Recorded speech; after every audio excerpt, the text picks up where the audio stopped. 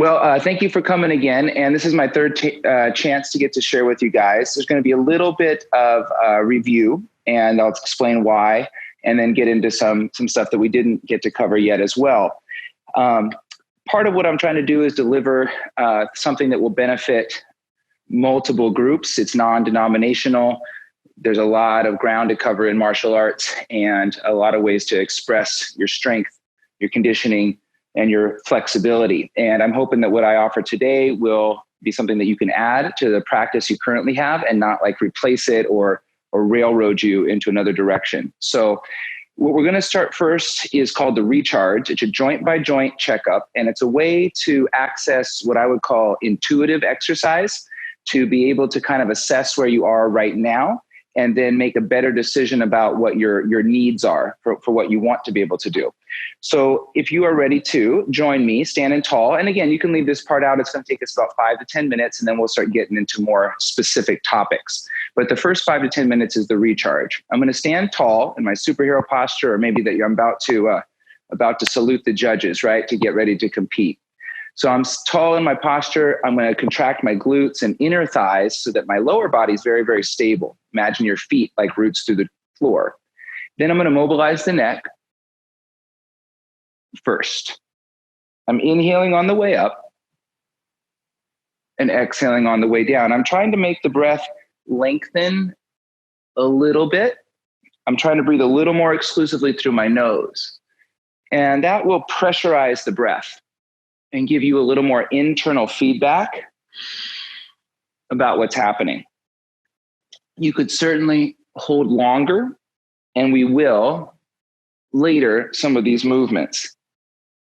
But right now, the goal is not necessarily to stretch muscles. We're trying to lubricate and mobilize joints. Next, I'm going left and right like a no nod. Mostly I'm doing 10 to 20 repetitions, but that depends a little bit on how much I'm talking and get distracted. But just believe me now, trust me later. We're going back and forth through the neck 5 or 10 times, like a 2, 3, 4 second pace, and trying to breathe real deep through it to get feedback.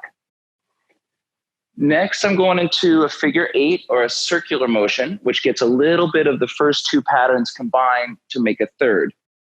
And that is also going to be a reoccurring theme in the warm-up and throughout the training, is that we can take 2 opposites, directions or principles, and then kind of put them together to make a third thing. Another way to say that is we're going to be practicing being very stable, practicing being very mobile, those 2 sides of it, and we put them together, and then we can get some dynamic athletic movement.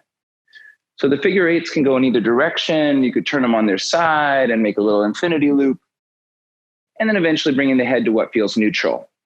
Focus next on the hands. Spread out your hands like a star, 2, 3, and 4 seconds, then clench tight, 2, 3, and 4 seconds. Cool.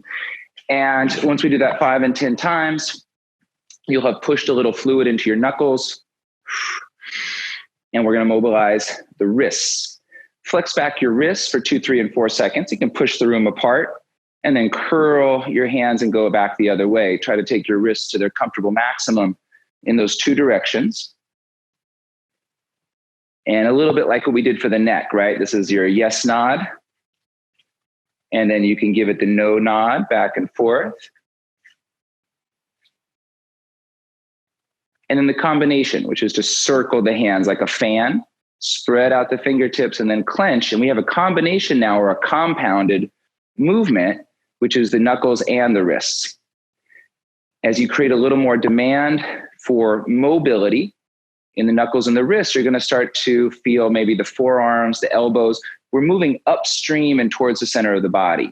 From the wrists, we'll go to the elbows, circling at about temples height, like you're putting on glasses. Put on your sunglasses. 10, 20 times, take them off. Notice that I'm moving a little faster as things feel good. That 2 to 4 seconds pace is maybe getting a little more like sports specific. So it could be Tai Chi slow, it could be Sanda fast, or something in between. Circle in both directions. And then this other one is to internally rotate the shoulder, brush by your ribs. Same deep bend and extend in the elbows, but we're changing direction, changing the demand on the shoulder. And we can do that in both ways. Then the compounding I'm going to use now is to go high and low same time. So one shoulder's externally rotated, one shoulder's internally rotated. And this happens a lot in martial arts. We want to be able to do both at the same time. Keep coming back to that deep rhythmic breathing. Breathe a little more exclusively through your nose when you can. From the elbows, we're moving up to the shoulders. Make some big circles through your arms, 5 and 10 times forward. 5 and 10 times back. Things are feeling good. Alternate the forward circle like you're swimming. You're creating a little more demand on the spine. Maybe you can see or feel your ribs wanting to turn a little bit, swim backwards. And then a Kung Fu classic, forward and backwards, same time. Slow it down a little bit. And that can go in both directions.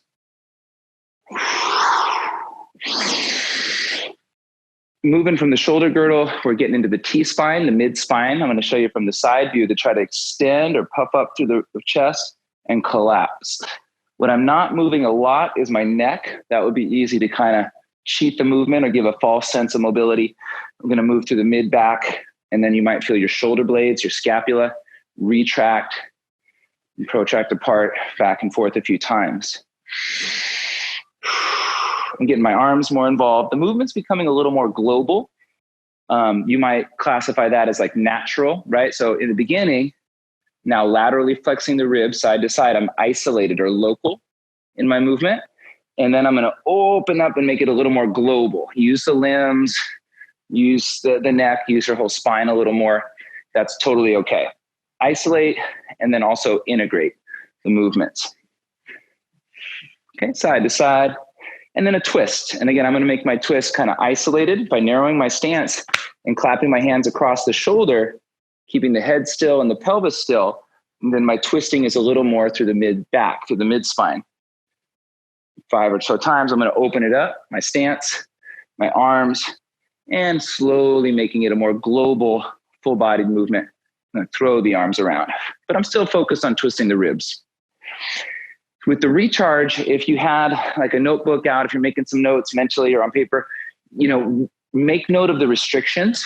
Make note if one side feels radically different than the other, because we're going to address that when we get onto the floor for things. And sometimes what you'll need is more strength, and sometimes what you'll need is more mobility to get that balance. So now I'm in my low back as a focus now. You can give this area a little stroke or a tap, wake it up. This area tends to get a little bit of amnesia when we're seated for long periods of time. This superficial posterior line in the body. I want to wake up my low back, wake up the hips a little bit. Front to back, 5 and 10 times. And then side to side, 5 and 10 times. Corner to corner, which is a little more unusual. If you imagine a pool table, let's hit that left front corner pocket, right back corner pocket.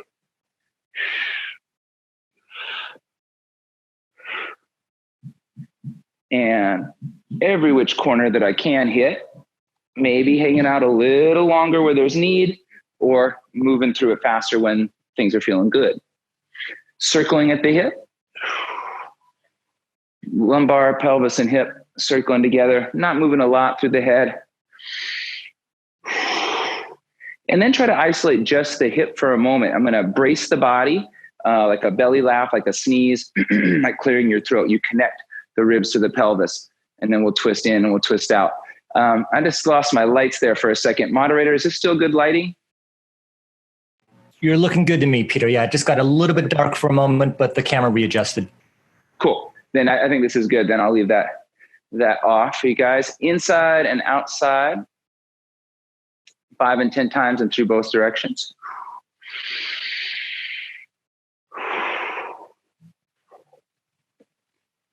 If you have something to hold on to here, it can be useful. I don't want you to feel like this next piece is all about balance. It's still about mobilizing the joint.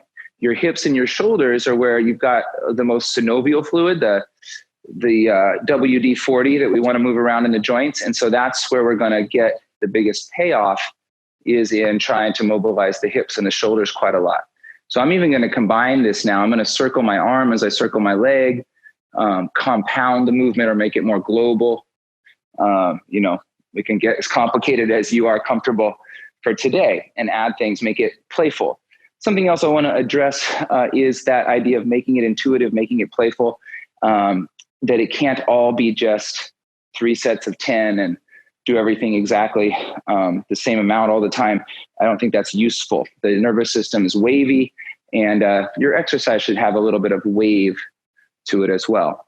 So that was the hips. And then let's head, the knee is next. If you can flex your knee like Jingji Duli, golden rooster balance, or hold on to something and circle at the knee joint.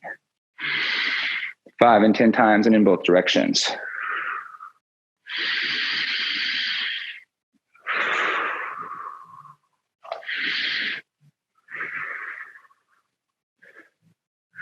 The knees get a bad rap. It's not usually the knee's fault. The knee's between the ankle and the hip. So if we do a real good job on our hips and we do a real good job on our ankles, the knees should be feeling pretty good too. This next piece is the ankles, and I'll try to hang out for just a second with a plantar flex foot. I'm pointed to the floor, 2, 3, and 4 seconds, then take it to the sky, 2, 3, and 4 seconds. Part of, I think, a lot of our issue with getting to the kind of conditioning and physical expression that we want is just modern lifestyle. We wear professional shoes, we're in professional clothing, we're seated in our cars, planes, trains, and automobiles, and at our desk. And part of what we have to do then is not just improve for our martial arts, but also correct the damage that's done by modern culture. And so extra time on the feet, totally worth it. Extra time on your postural muscles. We'll talk about that today. It's corrective against our modern culture. Circling, if it's comfortable for you, circling the ankle, load the stretch. We're going to cover that a little bit today. What is a loaded stretch versus what is a suspended stretch? Add more stress to the pattern. Sometimes is exactly what the body needs. And then sometimes the opposite, to suspend or less stress to create more space. And again, one of the best ways is to be intuitive about that, to explore both and see what your body needs. So I'm going front to back and on the both sides, plantar flex, dorsiflex the ankle, evert and invert. Try to get to the inside and outside edges of your feet. This is a big deal, especially in the Taolu, where you need a lot of mobility in your ankles. And circles.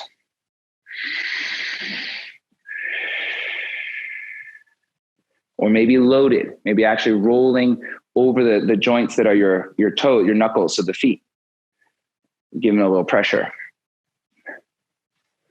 The next few patterns are more global, and it's to get a little bit of heat in the body, connect your breathing system with your movement system.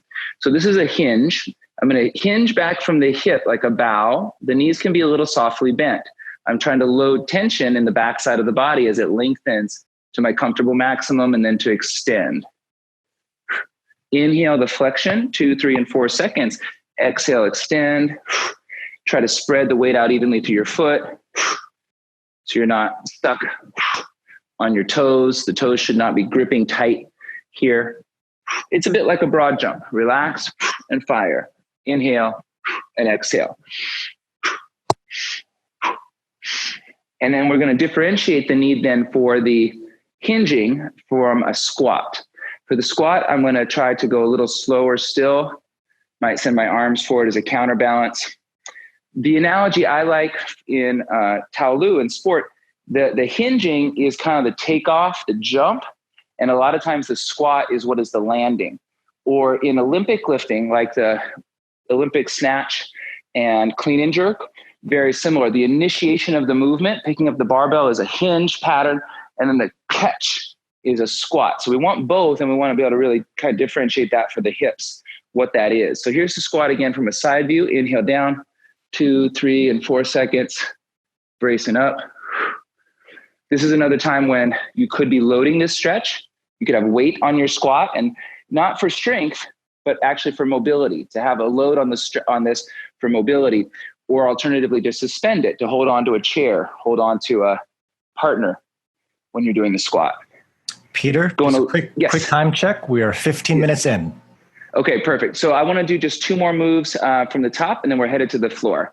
So we're going to go side to side in the inner leg stretch, and I'm going to give you the examples now of loading and suspending. So side to side, here's my baseline. And I try to make a little mental note of where I get comfortably or where maybe I'm uncomfortable in the side to side. Now, what I have here is some glorified ropes. These are TRX straps. It's a good brand, but really anything would work here. I'm going to suspend my weight. I'm going to hang my weight so that the joint feels safer about what the demand is. And look at that, I go a little bit lower. So was the restriction real or was it perceived, right? In the joint, did the joint just not feel quite safe right this minute to go quite that low? Or did I have a mechanical issue where I need to actually get more mobile, more flexible? In this case, suspension helped me get lower. Now here's the other end of that. Loaded. This is a 35-pound kettlebell. I would pick a load that you feel very comfortable with. If you're going to load your stretches, you're not trying to win a competition, right? It's just to get you lower your stretch. And so here too, I think you can see the loaded part actually got me lower. I have better posture here with the weight, and the muscles maybe they didn't know what they were supposed to do when I was doing this without weight. And when I grabbed the weight, I gave the muscles a job that says, hey, you better get involved here so I don't fall on my face. And now I'm getting a little lower, and I think with better posture too, because of the load. So wanted to show you that mostly as a principle, and then we'll explore it a little bit further, or maybe that will get you guys thinking about some questions too of how you can use loaded and suspended stretches. The next piece we're going to address, we had gone weeks before into some of the recharge movements, I may have called them, trying to restore reflexive movement in your posture. This is a lot like yoga, Pilates kind of work. We're going to skip past that just a little bit. I want to go more into a strength focus for a moment, and then we should get to conditioning towards the end, the last 15 minutes. So we're going to lay to the back, and we're going to reinforce the get up archetype. This is getting up from the floor. A lot of good reasons why we want to be good at that, and especially in martial arts, not to be stuck on your back, a position of extreme compromise. So I'm going to lay to my back, and from my purview here, I'm going to be rolling to the left. I'm going to be rolling towards the camera. My left leg and my left arm are opened up about 30 to 45 degrees from the side body. I've pulled my right leg deeply bent and a little wider than hip distance apart for this right leg as well. I'm going to initiate the motion actually with the hips to push into the floor and rotate a little bit the belly button, that bony surface of the pelvis. Immediately after, I'm flexing my spine, pulling to the ribs, that next big bony surface, and the head will follow. The head is not the leader. Okay, I want to lead the motion from the center of the body. Now I'm going to start to outstretch this arm as a visual, a line of energy. This could be loaded with weight in the arm, but we don't need to do that right this minute. I'm pushing now a little bit further. Bus stop number 1 is my elbow. Peter? Using the abdominal muscles, yes. Is it possible to turn that light back on? I think it might be helpful now that you're on the ground. Sure. It's a little glary. Yeah. Yeah, that's great. Cool. And I'm flipping sides on you here, but rolling to the elbow, bus stop number 1. One arm is bent, one leg is bent, one arm is straight, one leg is bent. So I got these opposites going on. Bus stop number 2 is to push the arm to straight. And I'm going to go up and down that way 5 to 10 times. Elbow, straight arm. Back to the elbow, back down. I'm trying to stay spacious between the neck and the ribs. Stay spacious between your shoulders and your ears. Don't shrug those shoulders up. Okay, I'm going to try the other side again a couple times, give you a different view.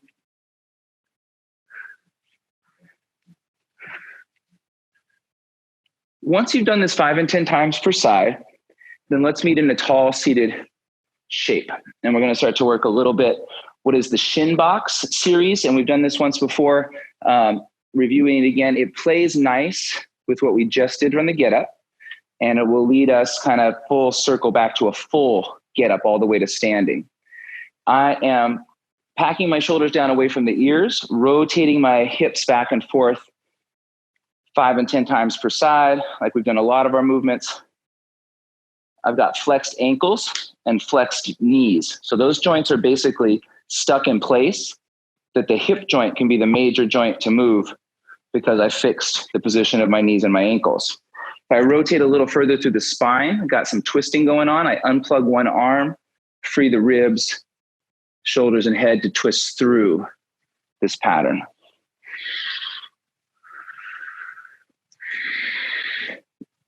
And from here, we got a couple of good options. We can seek the earth, flexion, and stretch through posterior legs, low back, you may feel. I'm going to show that a couple times per side. It's the same rotation in the shin box and then forward folding.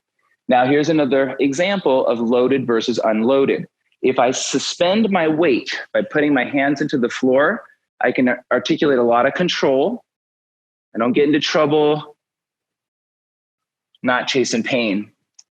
Alternatively, you could load it with some weight. And so now I'm taking my hands away and I've got a 10-pound weight here. This could be a dumbbell, kettlebell, it could be a rock, doesn't matter. But now it's a little more work to resist gravity.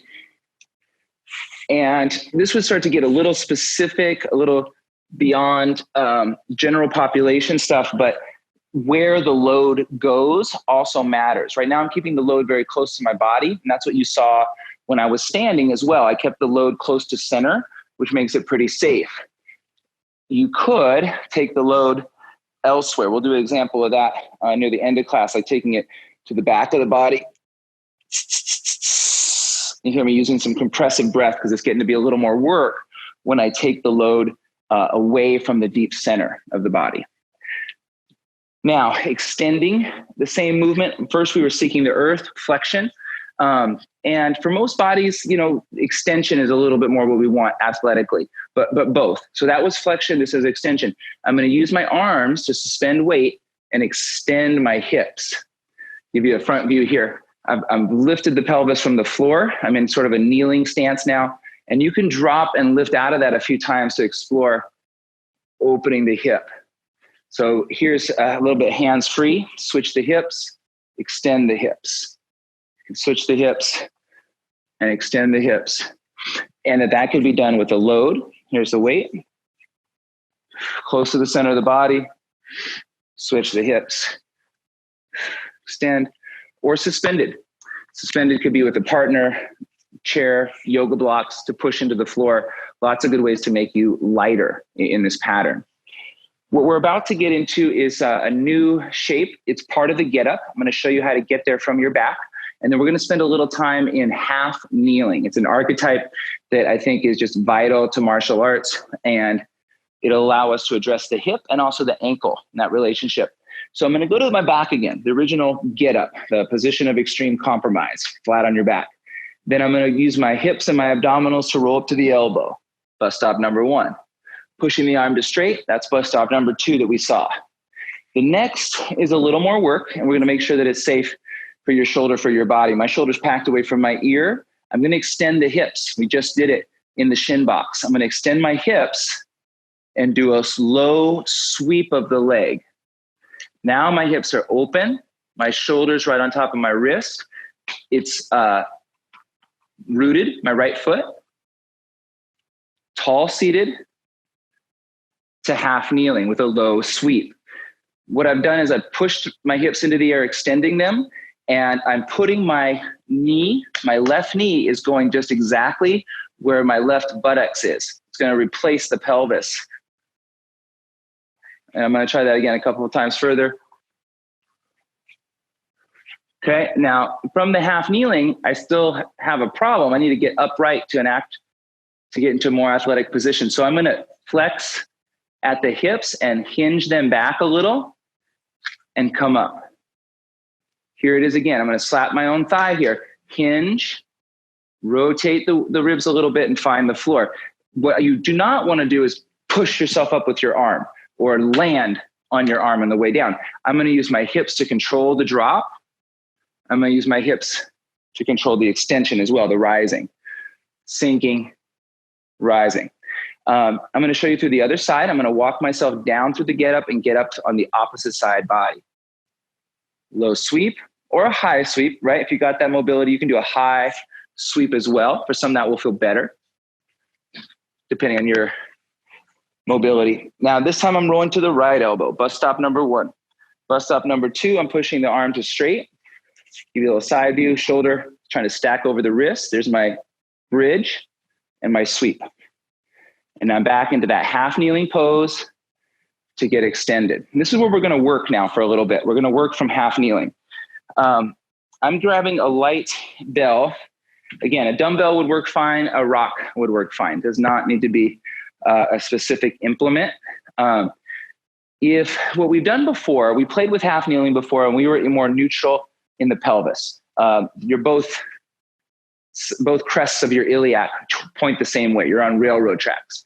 I don't want to be on railroad tracks for this series. So I'm going to heel toe my lead leg wider, and I'm going to imagine that my 2 hip bones are pointed outward at like a 45-degree angle. Okay. So if I was in full kneeling, again, I wouldn't be narrow. In full kneeling, I'd have the hips open a little bit. And in half kneeling, I want the same. I want the hips open just a bit. From this shape, I'm going to show you an ankle mobilization that will also help the hips and the inner legs. So I'm going to slowly squeeze my buttocks and shift my weight forward so that the knee is tracking with my toes. My foot is flat on the ground.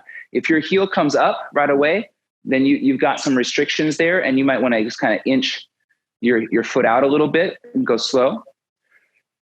2, 3, 4 seconds sliding in. You might get some big time feedback on some of these adducting muscles, gracilis, long and short adductors, groin getting pulled. Some of you will feel the pull on the anterior hip as you try to draw away from it. That gets a little pull, but don't tilt your spine. This is where the weight comes in. If I hold the weight, just hanging it down right there near my center, then it encourages my posture. And look, I go a little further before anything breaks. Posture gives the muscles a reason. I'm going to do this 5 and 10 times for 2 to 4 seconds. The load could go in lots of different positions. I'm going to show you exactly the same thing, but with the load in the back. My hips are open. They're not on railroad tracks. The load behind is giving some of these posterior muscles now, the glutes in the back, a reason to fire up. And I'm sliding so that my knee is tracking with my toes. If we're going to get real specific, your 4th toe, like your 3rd or 4th toe is what you want to align to. Strong on that outside line. So load from the front, load from the back, or suspend. Suspend would be, again, like a partner that could hold on to you. Or I got this ball here. I can use the ball and push into it to suspend some of my weight so everything feels safe. You got to feel safe first, right? If you're going into this and you don't feel safe, you've already shot yourself in the foot. It's already troublesome to get the best results. So making it feel very safe, and then more, heavier, more reps, etc. Peter, just a yes. quick time check. We're at 30 minutes in. Cool. We're going to spend just a hair more in this half kneeling series, and then we'll get out of here and maybe get into the conditioning very soon then. If you want to use this more for your ankle, short step yourself. Pull the foot in and stay there, try to keep the ankle flat. Like for me, that's pretty difficult now that I pulled it in pretty short. Now, the reason I wanted to bring this one up is because for a lot of you, the reason you might not be able to access a strength tool like the pistol squat here, going down and coming up through your pistol squat. The reason you might not be able to access that is not strength sometimes, but the mobility of the ankle is the reason why.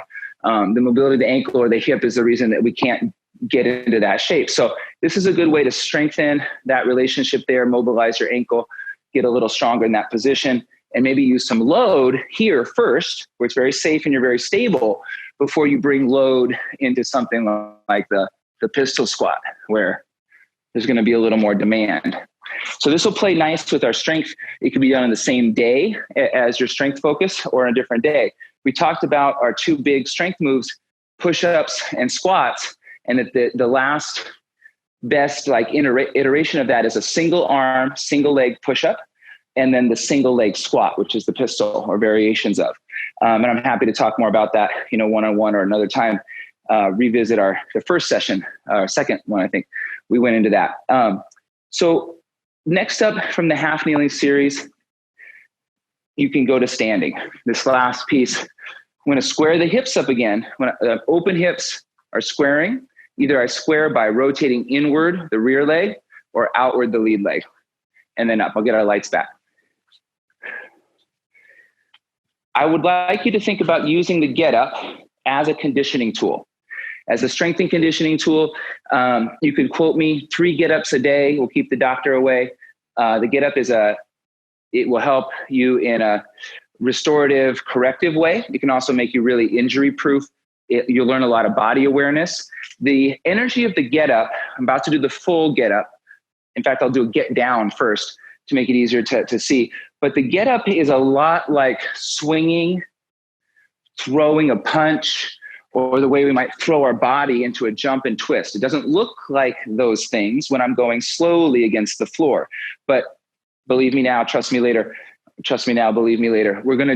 You'll get a lot of these benefits. So I'm going to do the get down. I'm going to take the load, in this case, over my head. And the reason to do that is a very light weight will still be perceived as heavy or stressful when it's very far away from your center. And that's what this is. This belt, the weight's about as far away from my center as I can get it overhead. So my right arm extended to straight. I'm going to step back the left leg and very slowly lower down to the floor. The left knee is going to touch like a light kiss, okay? Not a slam. Then I'm going to open my gate by externally rotating the hip. I swiveled it in, which allows me now to hinge my hip. I'm going to hinge my hip and rotate my torso. My eyes are going to look at that weight. Find the floor. The reason I'm looking at the weight, the floor is not going anywhere. The floor is going to be right there like it was before, but this weight is the thing that's going to concern me. So I'm going to keep that real straight and strong. Here's the low sweep or high sweep, depending. And then to have a seat, tall seated. From tall seated, I'm going to bend at the elbow, bracing the abdominals, like a sneeze, like a belly laugh, like a cough, come on down. Now I'm going to retrace my steps. I just did a get down. I'm going to do a get up. To the elbow, bus stop 1. Straight arm, bus stop 2. Low sweep or high sweep. I kind of like the high sweep for martial purposes, but both are good. Hinge the hips, because I'm not going to push myself up with my arm. I'm going to take myself up with the hip strength. Then square the pelvis. Rotate your hips so you're squared. Railroad tracks. And up. I'm going to do it again to get down, and then I'm going to show you on the other side. It's a little safer, in my opinion, to start from the floor to do a get up, because if you fail, you're already very close to the ground, no big deal. If the weight was too heavy, you would know it immediately.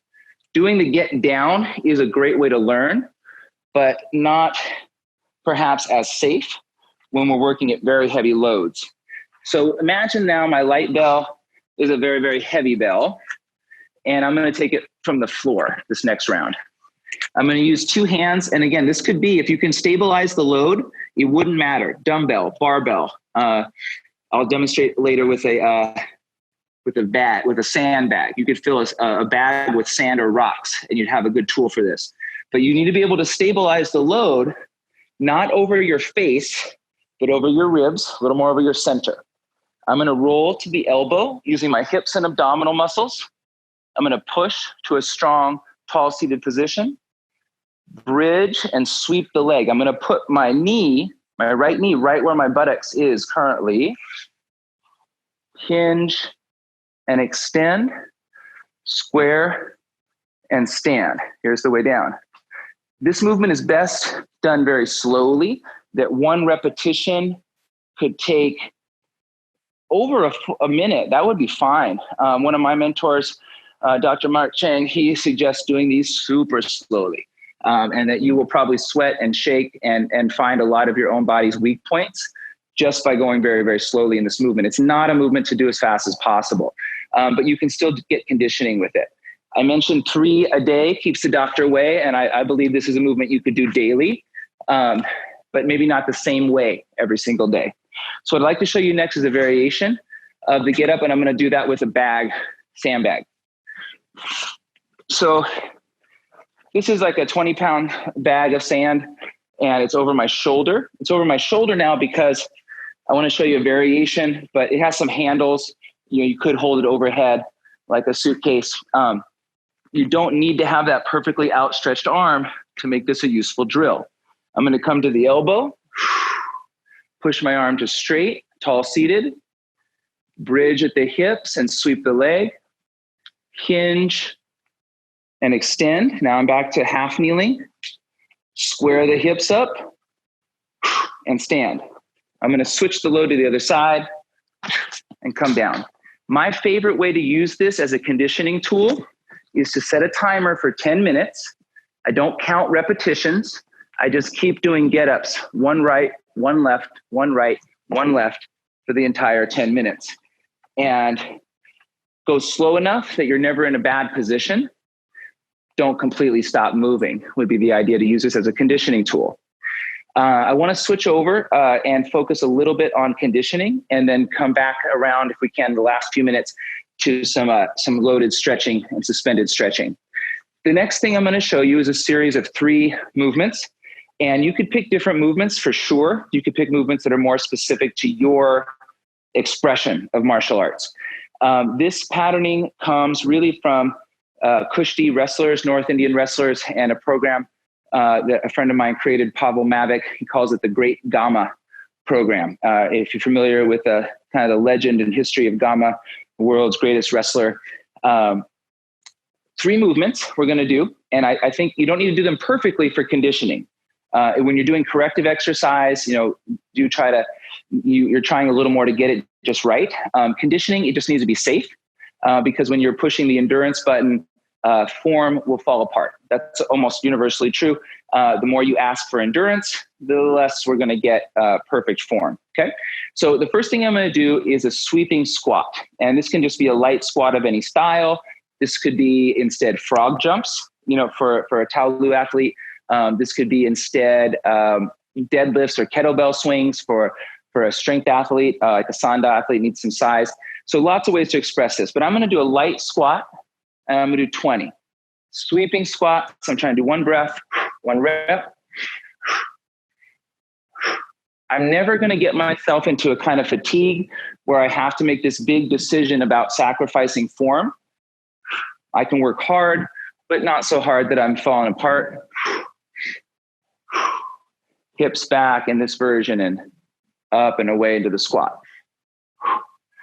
One of the major mistakes I think most people make is their conditioning and their strength training just blend together. There's no differentiation between the two. My conditioning is not maximal strength. Maximal strength, we talked about using like the pistol squat, using no more than like 5 repetitions, and it should be a hard 5. Conditioning, I'm going maybe more into efforts that take 20 to 40 seconds. My 20 reps probably takes me that 30 seconds. And I'm not nearly exhausted. I can still talk to you after this. Now, the second piece we've done before, the yogi pump. I'm going to do a slight variation on it. I'm hinging my hips, walking my feet back like yoga's down dog. And I'm going to drop, bending at the elbow. See that there? And then drop, bending at the wrist and rotating through my shoulders, not quite touching the ground, and then extending up. Pull the hips back like a child's pose, like an animal ready to pounce. That's 1 rep. I'm going to show you about 10 reps. Bend at the elbows, wrists, extend. Now, if that appears a little bit easy, it is not. And don't hold yourself to this standard that this should feel easy to do. It's a lot of work on the shoulders and upper body. So, and I said I didn't want it to be a strength move, right? So you can suspend your weight with yoga blocks or I'll show you another cool toy that I like. But yoga blocks or something that will rise, give you a little bit of leverage. I'm higher off the ground now, and it's easier to navigate this. I got more access.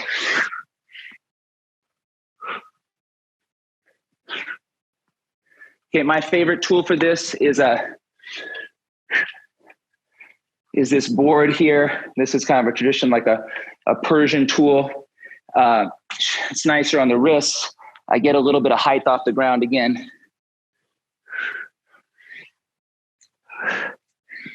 And we can maybe have a little addendum, talk about equipment at another time, the kind of toys that I'm using to create some of this. The last piece in this Dhamma protocol, this last little thing here, it's rotation. It's a little bit like we did in the get up. I'm in a tabletop shape. Okay, I got 6 points on the floor right now, knees, hands, and toes. I'm gonna take my knees off, so I'm in 4 points crawling, externally rotate the hip, and step through, which puts me in a bridge position. I'll bridge my hips into the air. Rotate, back to tabletop, open the right hip, leg swings through, extend. I'm gonna do this about 10 times. So we have a movement that is lower body focused, the squat, a movement that is more upper body focused, and then here is a little more torso focused. I'm working between my hips and shoulders. So I'm checking those boxes. You could use different movements to check the boxes. I'm trying to do between 10 and 20 reps or 20 to 40 seconds of good work. And then I'm moving on to the next pattern.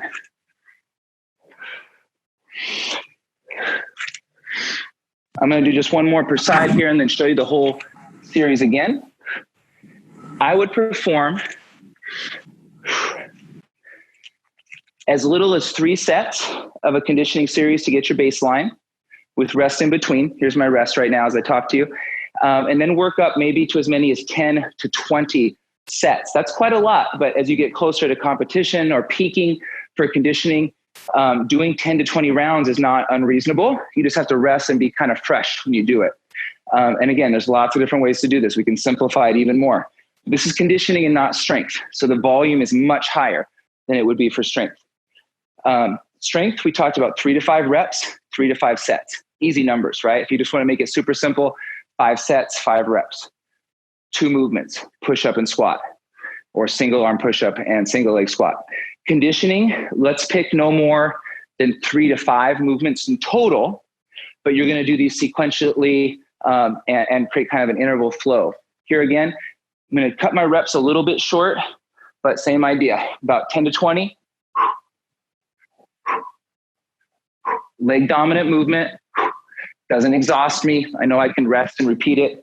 I know my form is safe, so it's not, I don't create within my body a battle of good form or one more rep. I always feel like I can do one more rep. And I'll stop before that doesn't feel true.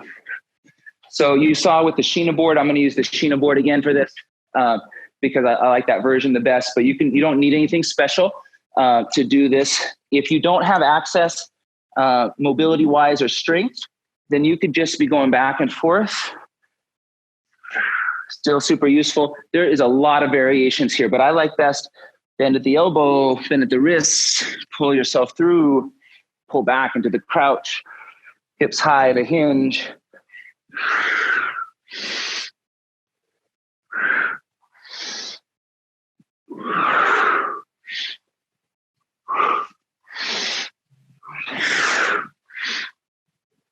Try 2 more. My breath is going to tell me if I'm working too hard. If I lose control of the breathing, then again, maybe a little bit different thing. We will talk maybe in the future, the next session, about how to train anaerobically, what you need like for that high end sports engine, sports specific movement. This is not quite that. I'm not working at that high of intensity. This is much more recreatable. And then the twisty one, let me give you another view here. 4 points, rotate, step through, bridge the hip, shoulder over wrist, rotate, extend. Try that another 4 times or so. So I have something that is upper body focused, lower body focused, and then through the torso.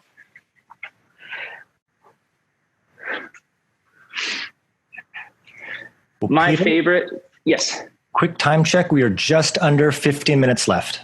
Perfect. So I have lots of examples and options for you in conditioning. I just want to get a quick plug to a book, The Quick and the Dead, by Pavel Tatsarin. And if you learn well the technique of swinging the kettlebell and a power push-up, different than our single arm push-up, like a quick push-up for conditioning, it's a super simple and also super advanced program. For the advanced minimalists, I've seen success on that program with martial artists worldwide, and then even in my own practice and my own students. Quick and the Dead is a good program, maybe something we'll talk about in the future, but it requires that kettlebell and a little bit of knowledge around the kettlebell. So that was conditioning variations, and what we used is squatting, the yogi pump, going through that cushy push-up, and then the torso twist move. You'll see things like this in animal flow and gymnastics as well. Now, going back around to some of the stretching, loaded versus unloaded, loaded versus suspended. Let's take a classic stretch, wide angle. You see this in yoga, martial arts, we use this. If I were to suspend it, having a partner is a great way to do that, to hold your arms and kind of pull longer your spine. My big blue here is going to be my partner, the ball, and I'm going to push forward and have a little bit of suspension. So it's easier to be spacious between my ribs and my pelvis. It's a little less a burden to explore when I have some suspension. I could be suspending my weight on the ball and just kind of hanging out laterally. Do that for a few breaths.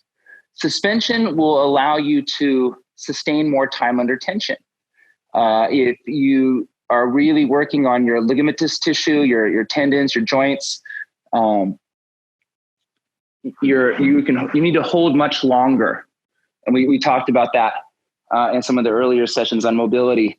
It's not really about stretching the muscles at that point as much as trying to stress your connecting tissue, that matrix of the fascia.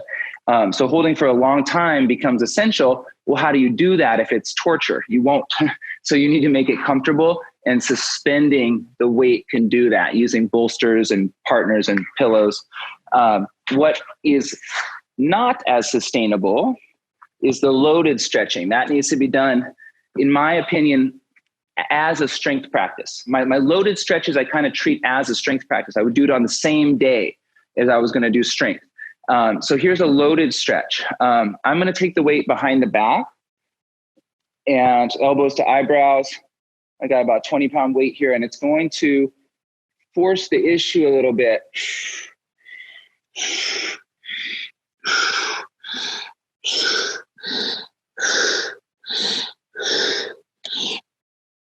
But I can only really be there as long as I have muscular endurance for it. I can't be there for minutes in a loaded stretch, or I think you may do more harm than good in that way. So you can load it in different ways, front of your body versus the back. That is probably something you would want to safely explore or work with a professional for your specific needs as far as like how exactly to load it. But the basic principle of loading the stretch, I think we can get today, and that we can load a lot of stretches. And go back to like a pigeon or a glute stretch. Okay, this is a externally rotated hip, folding forward over it. If I add the weight, it's going to get intense quickly. You can notice by the breath how that works. One more for the spine, for rotation, that I really like a lot. This is called an armbar stretch. So it's already got a little martial arts name coming out of jiu-jitsu. It looks a little bit like you're going to put yourself in an armbar. And if you played with us last time, we did the rib pull stretch. And this just works really good with the rib pull series. It's like a yin and yang to that. So just a quick reminder, the rib pull stretch, we were on our side, one leg bent, one extended, and we were peeling the ribs away from the stable pelvis, okay? The arm bar is gonna rotate you the opposite way, right? We're gonna open up in the opposite way. So I'm gonna take the weight over my arm, over my chest rather, just like the get up. The reason I wanna show you this one is because we've already worked on the get up today, and this just plays right into that. The weight is over my heart, left leg is straight, left arm is straight. I'm gonna narrow the stance and send my left arm back overhead a few times. I'm just scoping this left shoulder. The load, the weight is keeping my spine very still, so I can move the shoulder joint more in an isolated way. I'm going back and forth, taking my thumb backward to the floor, and then internally rotating the shoulder to touch the thumb to the floor again. Externally rotate, open the armpit, internally rotate, hit the floor. You also can mobilize from here to the hip, because the spine is kind of held still by this weight pushing down on my chest. And this can be any weight that you could stabilize: dumbbell, barbell, sandbag, a rock. You can stabilize it, you're good. So I tried to get this hip open and the shoulder open, and now I'm gonna roll over my own body. I'm gonna use the right leg to push. The weight is headed to the sky, point my finger there, my head is resting on my own bicep. The leg drops over. That looks like nothing, but it's kind of a big deal. My foot is the last thing to leave the floor, and it'll be the first thing that comes back to the floor. Then I can unwind the twist. So for some of us, this is going to be it. You're going to rotate your T-spine. You're going to feel a little bit of pull between ribs and pelvis, and then your leg will come through. And it's a bit like you're getting arm barred. You're getting pulled back.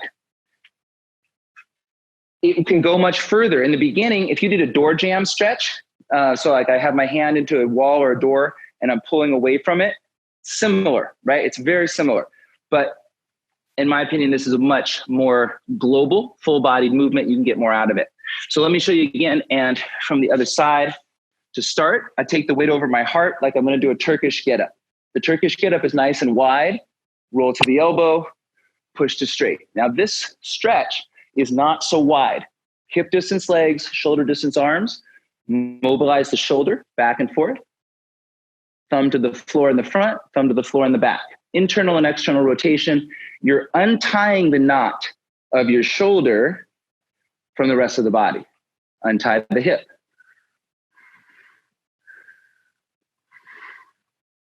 Okay, and then I'm going to pull the arm and leg apart, and kind of like a pig on a rotisserie, I'm going to twist. Barbecue season, right? Twist. The foot is the last thing to leave that left leg, because when I do, I've completed the rotation. Now, for some of you, you're going to be able to go much further, and this is where it gets fun. I'm going to try to rotate more now from the lumbar, pelvis, and hips. My bent leg is going to straight, and my heart is going to the floor. I'm fingertips walking to create more space, this straight right arm here, and I'm turning my head into my armpit. I'm going to try to squeeze my butt and push into the ground. The scapula, my shoulder blade, is getting pulled back into a nice spot, and I'm getting a pretty massive stretch through the whole body, a loaded stretch that goes from my hips to my shoulders by way of the spine. To get out of there, I'm going to turn my head, bend my leg, stable again. Foot is the last in, first out kind of thing, and then back through. Two hands, closing up. Show you again from the right side. You can find breakdowns of this. I lost an earbud there somewhere. You can find versions of this on my YouTube page, Peter Wolf's personal trainer, or get it through the Rogue Wolf website. We'll try to make this stuff available to you in multiple ways. The armbar stretch, again, is rotating over your own body. Take the leg through. And this might be enough. This might be where you get and it feels intense and it's just what you need. It's mostly upper body focused at this point. When I bring my hips into extension and more fully rotate, this is you flying through the air in your 540, right? Full, opened up. You can kind of get in and out of there, squeeze and release, contract and relax a little.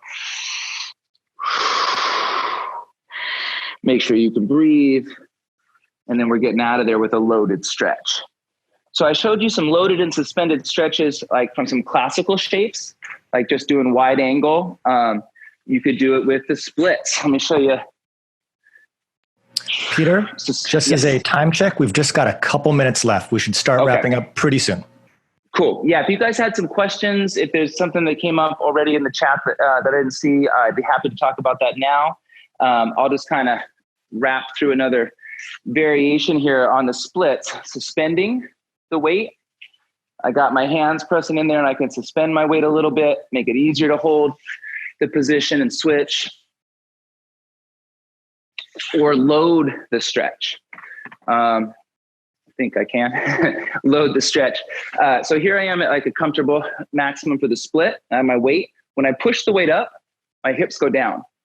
It loads them. Weight goes up, hips go down to load that split a little bit. That is what I wanted to cover today that was new, as well as review some of the shapes that we got into. I'm going to throw a few of the names at you here. Rib pull stretch, shin box stretch, Turkish get up. These are things you can find multiple resources of, and I'm happy to share more now and in the future with you guys on this stuff. But these terms are kind of popular now, if not universal. Shin box series, rib pull. Last time we got to do the tactical frog. The froggy stretch is a real good one that I like a lot. And I hope this sets you up well for a really good day. You got lots of cool classes coming up to pick from. And I hope to see you again too and continue to share this work in this times. A martial artist needs to be able to practice in a group, and a martial artist needs to be able to practice on his own. And for a lot of us is a time we have to practice on our own right now. And so to give you more tools to be able to do that, to get some of the intuitive exercise I talked about, to check in with your own body and kind of see what are my needs right now, and then what are my needs for the things that I want to be able to express, the things that I want to be able to do martially. This was a lot of fun for me, and I just have a lot of gratitude for your time. And I just really look forward to continuing this kind of work, keep the dialogue open. Chinese martial arts has so much stuff to offer, and no reason not to just take it into this new modern era and spread it out so we can all get the benefits. Awesome. Thank you so much, Peter. Peter Wolf, Rogue Wolf Training from Medford, Oregon.